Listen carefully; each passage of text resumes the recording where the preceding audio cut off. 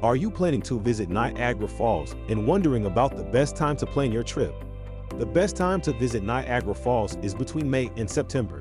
Temperature is ideal in these months, and the air feels cooler because of the breeze from the waterfalls. You can also enjoy the Maid of the Mist tour. The boat takes the visitors past the base of the American Falls and into the basin of Horseshoe Falls. We recommend visiting the falls before 9 p.m. to avoid crowds. The Niagara Falls illuminations that happen every night make the falls a fantastic spot for nighttime viewing as well. On average, the Niagara Falls takes about 8 to 10 hours as it offers numerous activities.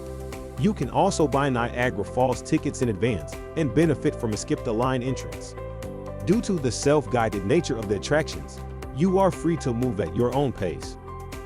The tour duration also depends on the time of year you choose to visit Niagara Falls.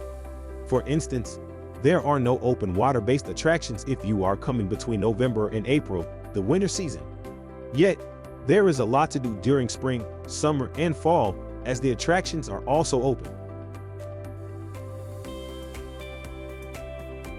From the American side, you get a great view of the falls, but you can't see the entire panorama. On the Canadian side, you can see the entire panorama of Niagara Falls. For about a mile, you may stroll along the Niagara Falls Parkway right on the canyon's edge, with the view of the Niagara River and the falls directly in front of you. So, what are you waiting for? Plan your trip today and experience the beauty of Niagara Falls. Find the links in the description below. Visit and subscribe to our channel to learn more.